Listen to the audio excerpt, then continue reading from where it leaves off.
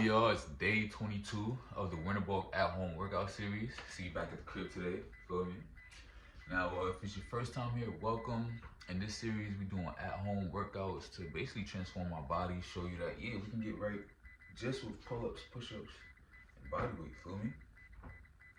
I did my day 21 physique check like 6 days ago. I've been on the move. Spring is in 25 days, so it won't be the winter bulk, it'll be the spring bulk. But yeah, man, I'm just here to spread good energy, kind of show my journey, where I'm at in the process.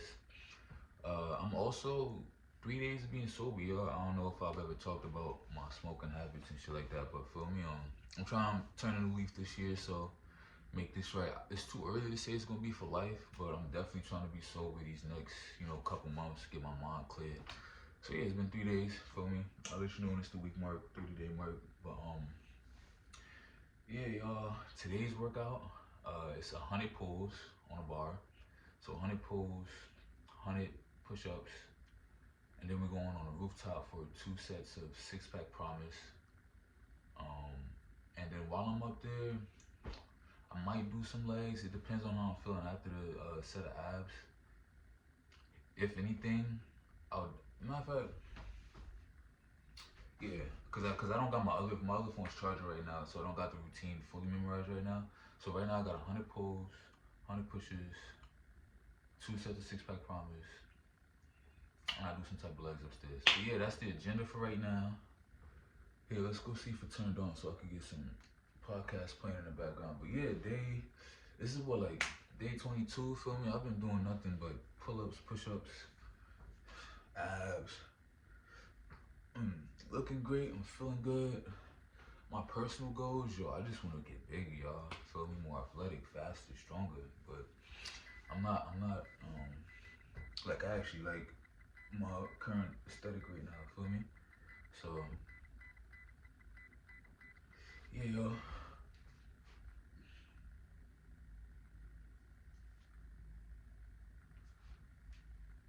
Oh. Yeah, yo, I feel like y'all might ask how much do I weigh. I'm 175. Like, so I'm getting shredded, gangster. This is straight off the body weight. Actually, I did a day pass to crunch, like, things like last Thursday or Friday, just to like see how I felt to be in the gym again. Tell me why I went in the gym, I didn't touch no weights. I just did my pull-ups and push-ups, bro. I was like, I'm not touching no weights today. But after the winter bulk, because again, it's 25 days left till spring. After the winter bulk, I might get in the gym for my spring bulk, but feel me, we got enough to where, like, body started transforming a little bit. But yeah, man. Alright, without further ado, let's get started.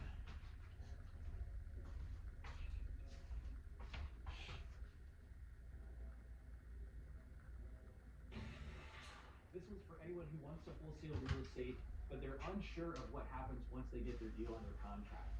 We're going to give you how to set good expectations with your seller to make sure that deal goes through successfully and smoothly. This is the podcast for 10xing your income and replacing your W-2 with wholesaling real estate, a strategy for making big checks from finding ugly houses. My name is David Leto. I created a process that's helped 10,000 people close their first deal in all 50 states. And my co-host is Ryan Haywood, who's bringing this information to you from his experience doing a challenge in 2019 to find his first deal, closing, making $8,500 as a finder's fee, and having done 425 deals since then. These are his tips for setting good expectations with your seller to ensure that deal goes through smoothly. Hey everyone, and welcome to the Deal Machine Real Estate Investing Podcast. Typically, I'm your co-host. Today, I'm your host, Ryan Haywood, and I started real estate wholesaling back in 2019.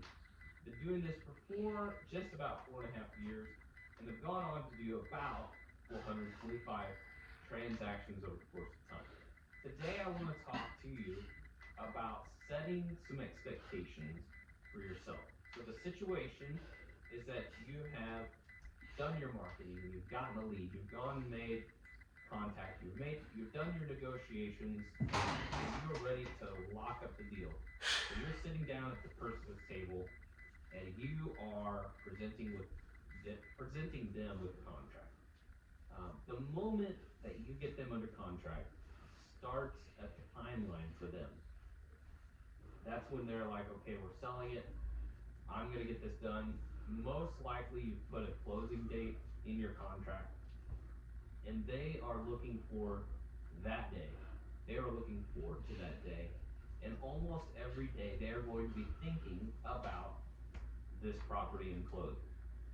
So one thing that I wanted to talk about is making sure that when you sit down with them and you're going over the contract, making sure that you're presenting some expectations of what's gonna happen next, what they can expect. That way, you can minimize the levels of anxiety and stress that they have, which tends to become frustrating on your end when they're calling and wanting an update, when are we closing, and it can be overwhelming. So what we have learned is by presenting some next steps, here's what's gonna happen now that we've got this done, this is what you're going to see next. This is the next time I'm gonna talk to you, here's what we're going to do. In between here and here, by setting those expectations, it helps smooth the transaction out. It helps allow them to have confidence in knowing, okay, it's been 3 days, but he did say he wasn't gonna call me again until next Tuesday, so nothing for them to worry about. In the time that after you get, in some cases, 20% down. and probably most, after you get the contract signed, that's when your due diligence really starts to begin, and that's when you're trying to find a buyer for the property. That's when you're taking people there, that's when you're getting bids. Maybe you have buyers that can just buy it sight unseen. But even then, you're presenting the deal to them, hey, here's the numbers, here's the property, here's the pictures. So there's some things that are happening in the background, but allowing the seller to know that here's what you're doing in the process of this transaction.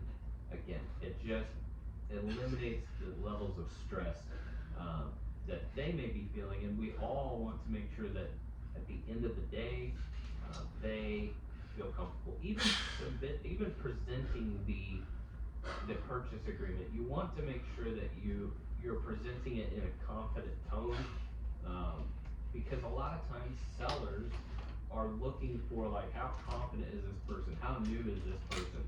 So you want to make sure, A, you're comfortable with every bit of your contract. Hopefully your contract is a short purchase and sell agreement with the purchase price, the date, and the address and all that. Interrupting this episode in case you're looking for a contract. You can find the contract I use to close deals at dealmachine.com/contract. And there's 5 things you need for a basic contract. You need a price, you need a seller, you need a buyer, you need a date, and you need an address. So this contract's a little bit longer than that, but it is short because that helps somebody that's in a distressed situation feel more comfortable and confident with what they're signing, as opposed to the 17-page document your state typically uses. So, officially, I'm going to say definitely contact your attorney, but I thought this would be helpful for an example and entertainment purposes for you to see what I've been using. dealmachine.com/contract. So hopefully your contract is not super daunting and complicated. It's a simple thing. You have read through it and know all sections of this contract. So when you're presenting it, it doesn't seem like you're unaware of any specific thing. You can show them, hey, here's the purchase price and the address, here's the date that we're set to close, and any other, these are the terms. But then once you get that signed, the next bit of the conversation should not be, okay, thanks, we'll see you later. The next bit of conversation really needs to be, okay, now that we've got this done, the next things I'm going to do, I'm going to take this contract to the title company, and we're going to get the title work started. That is always the first thing. Title work can take, in some cases, 7 to 10 business days. So, giving that expectation, we're going to get this turned into the title company. They're going to confirm the title is free and clear and a marketable title. That's one important piece of this. But in addition to that, over the next 2 weeks, I'm going to be bringing some contractors by. We're gonna walk the property and kind of get a good list of things that need to be done and try to make sure that we aren't missing anything. We could have some inspections done. We might have a sewer scope done. But what I also need, and this is so important, what I also need is to get some keys and a lockbox. We'll leave it on the house so that you have access to it anytime that you need it. That way we're not having to call you every time we need to get in there. Because there could be a case if we have to show it a few different times to a specific contractor to get numbers where we want to get them. We don't want to have to bother you with that whole process. So we get a lockbox on there, we give you the code, put the keys in there, and then from there, we're going to have some inspections done. We're also going to look for a financial partner, financial investor who is looking for a property that fits their portfolio needs. So we may be bringing some other people through here to walk through it with us as well. What you can expect, your closing date is here. What you can expect the next time you will hear from us, most likely be after the title work is clear. You'll give them a call as soon as you can find that the title commitment is free and clear. You jump on the call, hey, good news, title work is clear. Each step of the process, each time that you engage in the property, if you're walking through with a contractor, give them a call. Give them an idea of what the outcome of that was, because you're telling them you're going to do those things. So then following up with those things and giving them the results of those actions is also important to just keep their anxious levels or their anxiety levels low. So if you tell them, hey, title work is going to be 7 to 10 days, over the course of that time, we're going to do some due diligence. Then you can give them a call back. You can say, hey, great news, title is clear. So that's not going to be an obstacle. If there was other things that you did in between, giving them, hey, financial partner we found is ready to go as well. If that's an opportunity as well. If the title company was good with quick closes, that you can provide that if your new buyer or financial partner is available to do a fast transaction. You could even call them and present that, hey, title work is clear, we've got our financial partner lined up, we can actually move the closing date up for you if you'd like. Sometimes they may have stuff in the house and that may not be beneficial to them. Maybe they like the 30-day window to allow them time to get everything out that they need. But it gives you that opportunity to present that in a clean way where, hey, this is what happened, this is what's good, we're ready to go. In the opposite side, hey, title work came back, it's clear, we've gone through and we've had a couple contractors walk it with us, and we're getting some final numbers from them. If anything pops up in between now and then, we'll let you know. The closing date's still set for this day. I'll give you a call in the next week and let you know if anything comes up. Just letting them know when to expect to hear from you. It's never good if you get the contract and then you never have a conversation with them again until the closing day, because what that is doing for them is that is just creating a couple levels of anxiety, or they're just questioning, okay, he hasn't called me, I haven't heard from them. Typically, they may have the experience of having a realtor that they can call and say, hey, we got many showings. They're used to somebody kind of holding their hand through that transaction because they've probably been through an experience of buying a house before. And when they did buy a house, they had a realtor that was helping them go through that stuff. That's not the case with these off-market deals. So it's your job to kind of keep their expectations under control in that bay.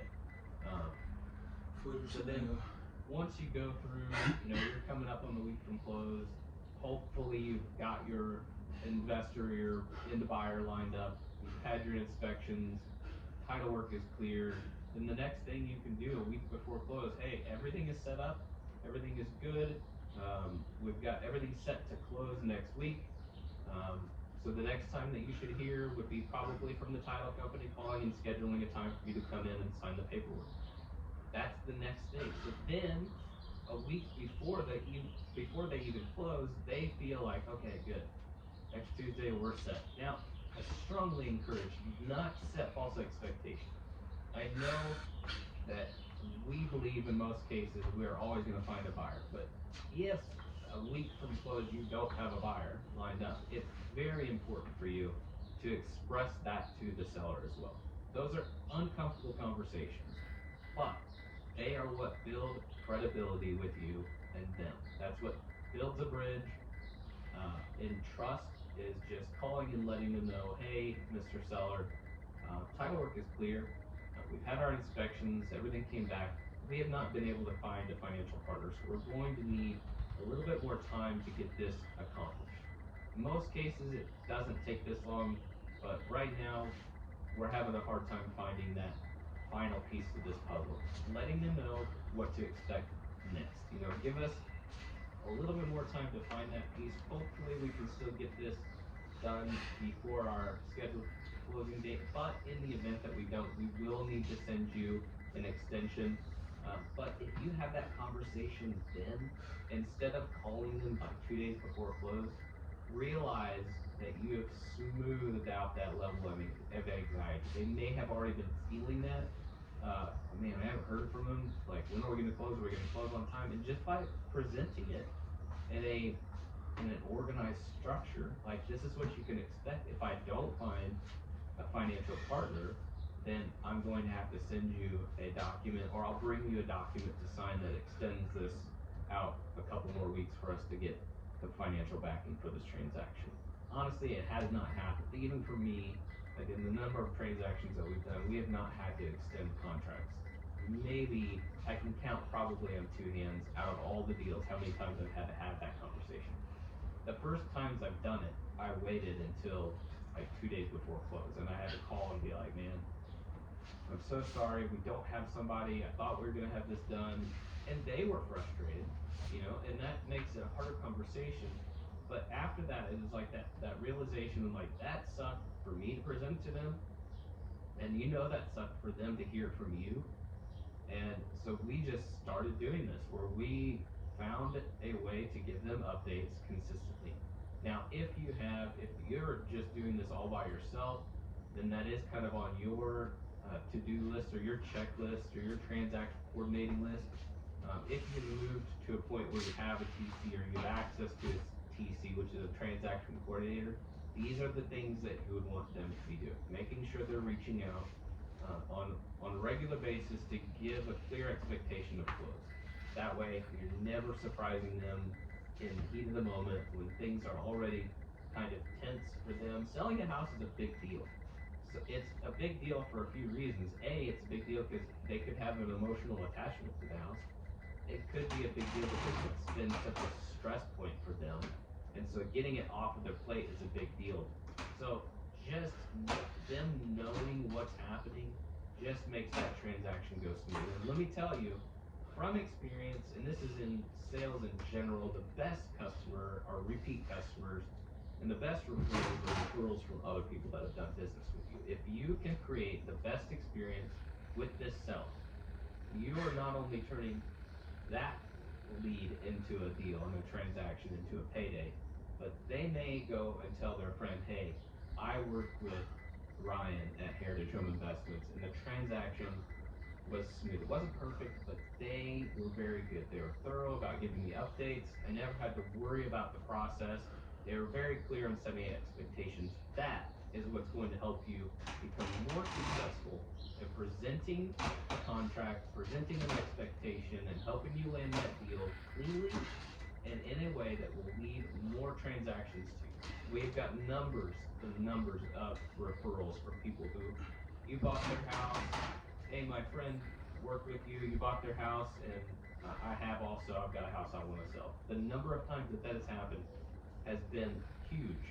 The number of referrals we've gotten from other people. But the biggest thing and the best thing that you can do is make sure that you're doing that now. If your journey of wholesale is starting now, these are the things that I learned along the way. And you're getting to hear this, I hope you're getting to hear this at the beginning of your journey, so that you can present this up front. Because if you can start to the point that's taken me this much time to get to, where we have this level of organization, if you're starting there, where you're going to be in 4 years is going to be even bigger than where I made it. So I hope this has been super helpful. Please stay tuned to all these podcasts. We do so much on trying to bring excellent guests in that can inspire you and give you information to learn. And we do our best to make sure that we are helping you on providing quality detail on what could be effective and help you getting your first deal. Please reach out if you have any questions. We'd be super happy to help you. And I hope you've enjoyed this podcast. Thanks for listening to the Deal Machine Real Estate Investing Podcast. Please leave us a review and follow along wherever you're listening to your podcast.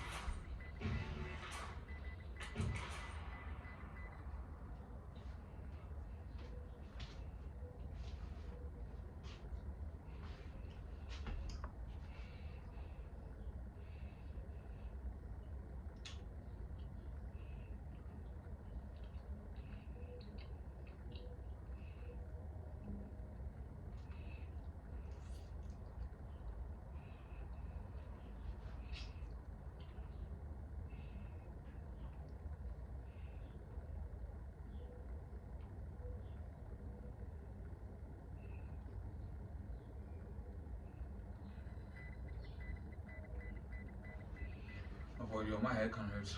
I'm lightheaded as shit right now. I'm still finish my 100 though. But I think what I just did, I did 50. Yeah. My head hurts though. Halfway done, yo.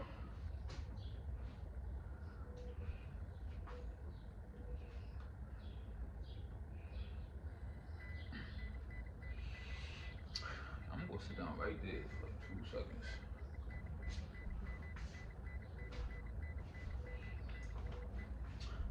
I like how it's uncut because y'all can just, work out with me, see like the rawness of the video. But man,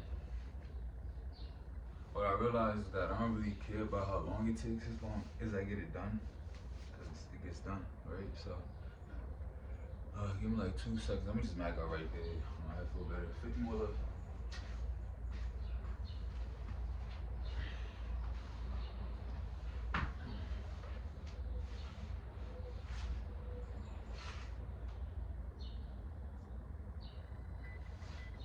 Go at your own pace, y'all. Okay, so.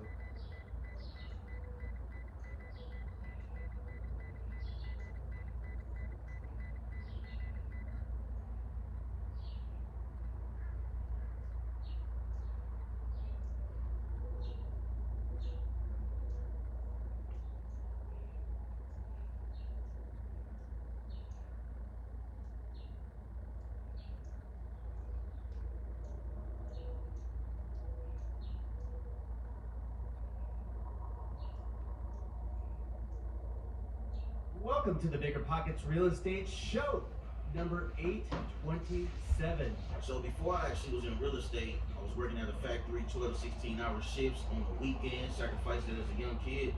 And 14, I dropped out of college. So what happened was, I read the book in February of 2016. I started taking action in March. In March, I ended up getting the house under contract for $28,000. I closed on the property for $33,000. 30 days later, I did a joint venture with another guy. We split it 2,500. I ended up quitting my job at the beginning of May. Today's guest is Keith Everett, aka the Real Estate Diddy, here to condense all the wisdom of the 7 years of real estate into 45 minutes of pure real estate gold for you. And I'm joined here by my co-host, my good friend, Henry Washington. How are you doing today, man? I'm fantastic. As always, love doing shows with you and love getting to talk to this BP audience, man. So thank you so much. This is going to be a good one because we're going to talk about what it means to not only take action, but how to optimize whatever machine that you're building and continue to take action to eventually scale to a massive amount of deals every single year. This is going to be a crazy story. What are some valuable strategies or insights that investors can take away from what we're going to talk about today? So there's all kinds of cool stuff. First thing, I love like hearing or seeing stories of like practical application, because we always hear like you need to go get information, and then you need to take action. But like, what does that really look like? Like, what steps do you actually take? And so, I'm loving that we're going to get some practical application for getting started from nowhere, hearing great information, and then taking action. And I think a lot of people are going to get really some great value from this concept of the financial thermostat and what that means and how you use the financial thermostat to grow and scale your business. Could not agree more. Very inspiring for me, and I know it'll be inspiring for everyone at home. So before we get into it, today's quick tip is brought to you by my co-host, Henry Washington. That's right. Today's quick tip is to go read a book. It's a good one. It's a good one. No, but in all seriousness, today's quick tip is to read a book or get some information. But before you move on to the next chapter, at the end of every chapter, write down at least one actionable step that you will do before you move on to the next chapter. Again, information is just part of the puzzle. The real rubber hitting the road comes from you taking the action. So force yourself to do at least one step from every chapter, and by the end of that book, you will be so much further along in your business or in your journey than you were when you started. Basically, read the book, do what the book says, and results will come. Crazy concept. Well, let's jump into it. So today we're talking to Keith Everett. A little background for our listeners. He's a 32-year-old real estate investor out of Huntsville, Alabama. Originally born in Dayton, Ohio. Has been investing for 7 years. Has done over 400 real estate deals. It's crazy. Got his start by wholesaling, but is branching out to buy and hold. He's also a voracious reader. Excited to hear about some of the books that have helped you level up in real estate as we get into your story. Keith, welcome to the show. Hey man, I'm glad to be here. I appreciate it. Henry, what's going on, my brother? 60. And, Rob, man, hey Rob, man, you must be in Hawaii somewhere with that shirt, man. Where you at? Yeah, there it is. Listen, David Green may not be here, but the comments on my shirt, they'll always prevail. Did we miss anything in your intro, by the way? You got quite the storied past here. It sounds like you've done some deals in the past. Man, absolutely not, man. I think, the biggest thing is, I've been down in Huntsville 14 years. I'm born originally in Dayton, Ohio. And, man, I was just a kid, 18 years old, fresh out of high school.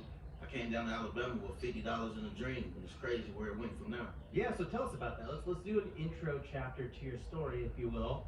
What did your life look like before real estate? What was your job, income, family situation? Give us a few of those details. So before I actually was in real estate, I was a college kid.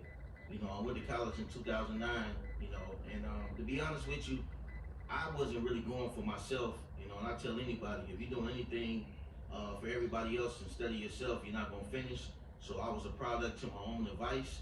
I dropped out of college in 2014. Before that, I was working at a factory, 12 to 16-hour shifts on the weekend, sacrificed it as a young kid.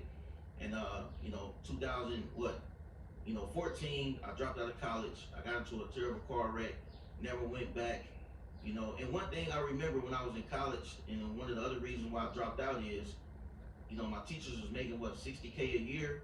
I was making it at my job already, so I didn't think it made sense for me to be in class making the same thing as my teacher. So I dropped out in 2016. That's when I was introduced to real estate.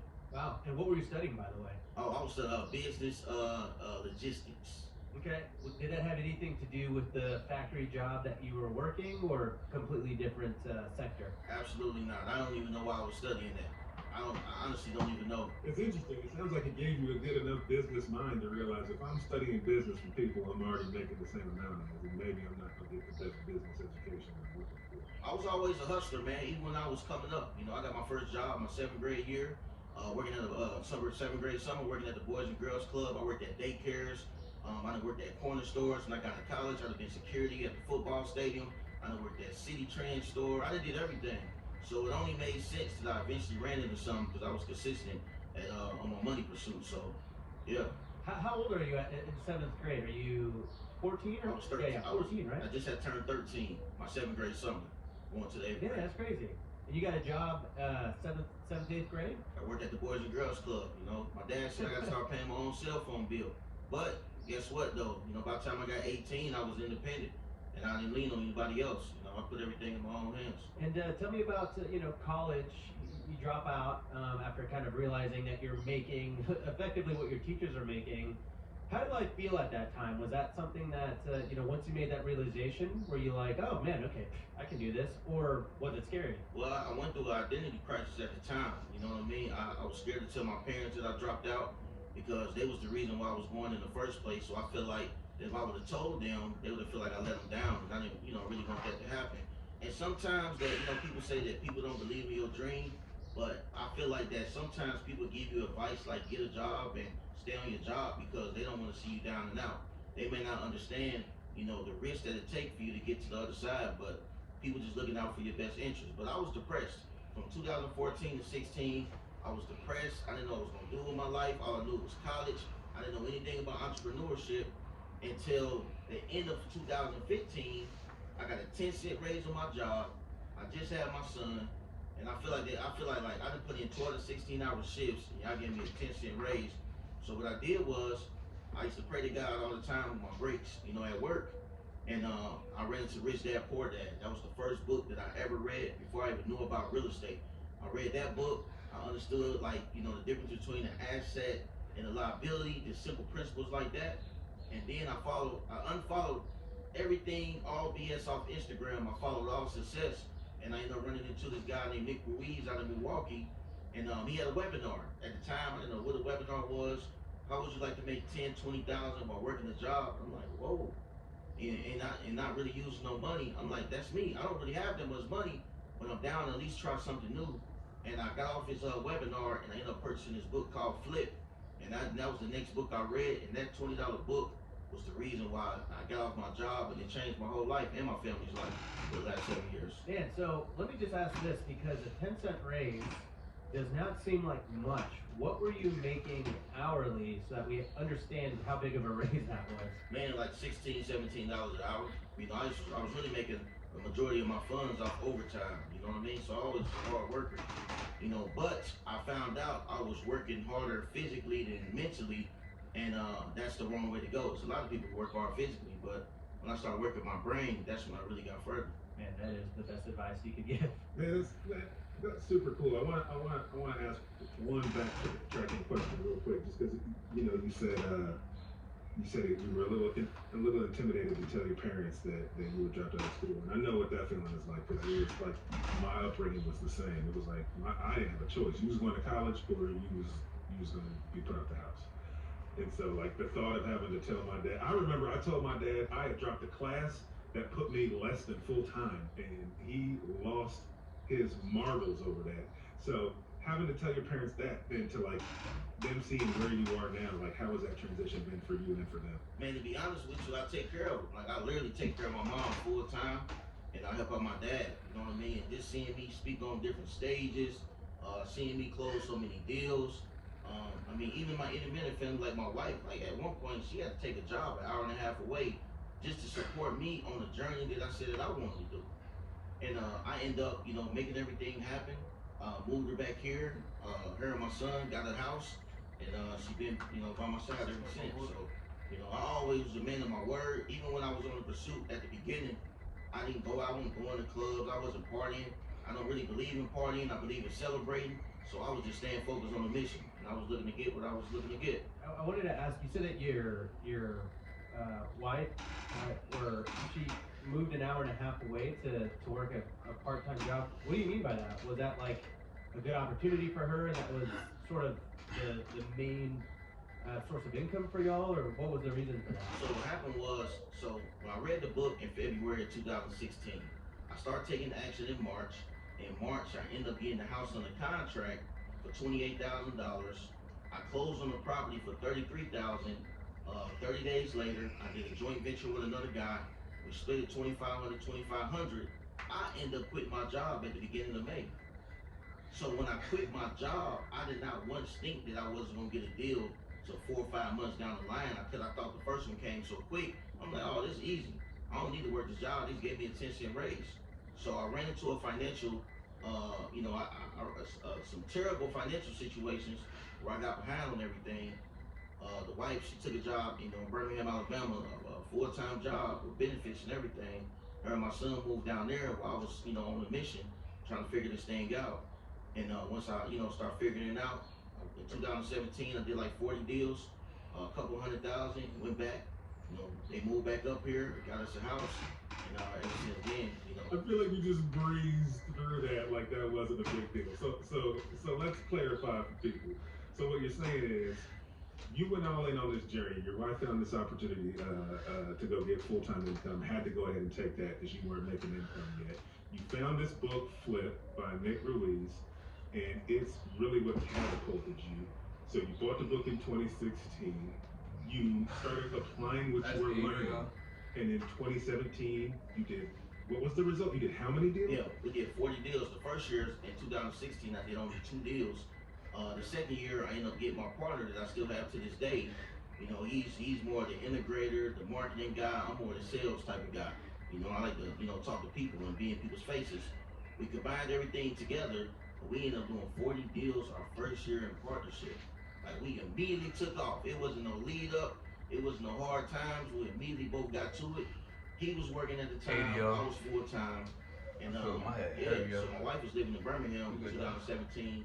And it was a time that, even my car got repoed, her car got repoed, she ended up getting hers back. I had to ride around the rental cars for a couple months in 2017, and I ended up buying me a 2005 Camry. 2018, we made over $1 million. I was in the 2005 Camry. Like, I was so focused that I don't even think about buying nothing. You know what I mean? So I'm just that type of guy.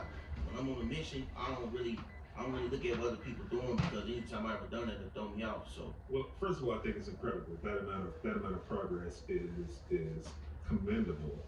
And to most people read something, they hear something of value, and then they take baby steps, or they're not quite sure what actions to take. Obviously, you had to take massive action to go from, let's call it, you did 2 deals in 2016, 40 in 2017. Let's call it 42 deals in 2 years, right? So, how did you go from reading this book to it actually producing the results of 42 deals in 2 years? Like, what steps were you taking? Man, I think the biggest thing was marketing.